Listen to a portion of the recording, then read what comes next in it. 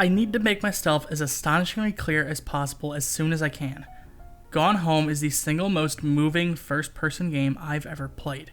I can't say the most moving game, period, Mother 3 exists, but for folks at home who play only legal English games, this might be the best emotionally driven experience your money can buy. And if you're looking at this and going, where's the action? Is this some kind of horror game? Why is it so dark? Just hold on a moment. We'll get there. From a technical level, Gone Home is a game about Kate Greenbrier. After a study abroad in 1995, Kate has come home for the summer. There's only one problem. Nobody's home. Kate's parents and sister are both gone, so what do? You explore the house and rummage through the things until you find answers. I mean, I do that on a daily basis and Rob never notices, so it's right at home for me. But man, this game is dark. How do you turn on the lights? Oh, with the light switch like some kind of normal person?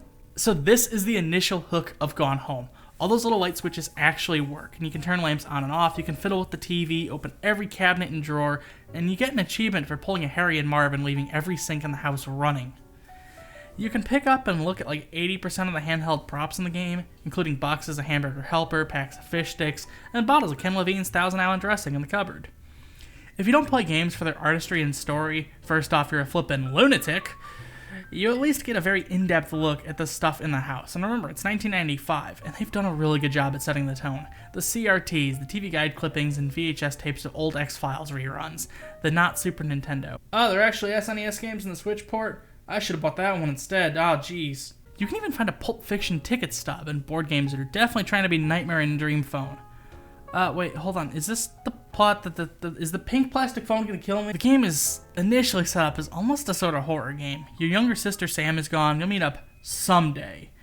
Given the stormy night and the distant cries of the National Weather Service in the background, and given one of the first items I got to have a real good look at in the light was an obituary for a guy that just nestled in with all this other stuff, I did expect some amount of spookums.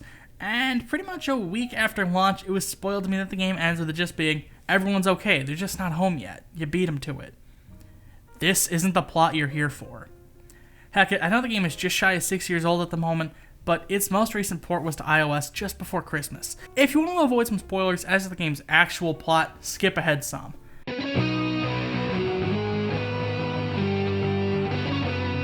That's the funky guitar music. Gotta find some guitar music to put for Spoiler Town.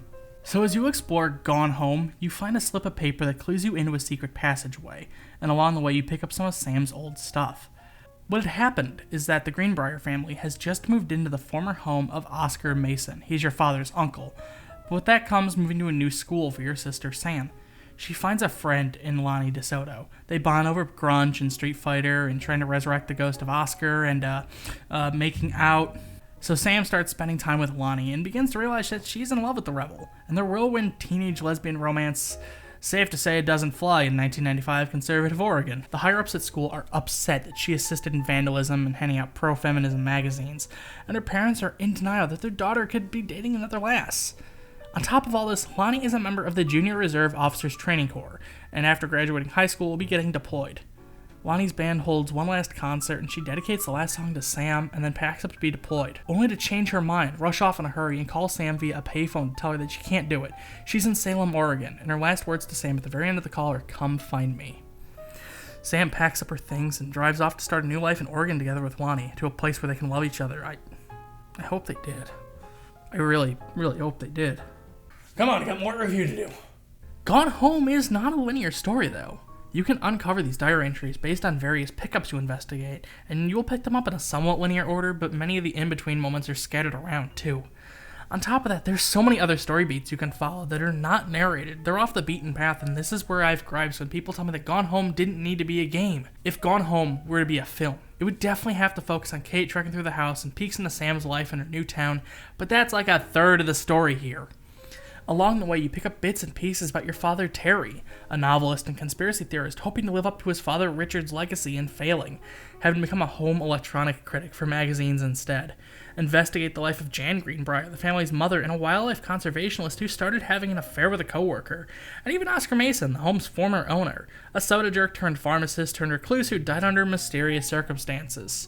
Assumed to be some sort of stress illness, he wasn't shot. As for Mom and Dad went, it's a week-long camping trip, and it'll be a few days till they get back, so Kate better order up some Dominoes and just wait it out.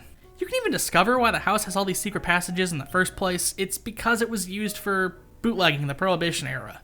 Nice touch. Nice touch, it brought it around. One of the most haunting parts of Gone Home is the in-home bar. You walk in and you're greeted to somewhat somber jazz music, tons of unsold novels left and right, and upturned shot glasses. Fulbright is made up of former Bioshock 2 devs, and you feel it in the environmental storytelling. You know exactly who frequents this space and what brings them here the moment you walk in. It's a haunting feeling. I don't know these people, but I feel like they'd be pissed that I'm intruding on a space this personal. It's hallowed, cursed ground, and it's delightful. Everything about this multi-layered, multifaceted story is delightful.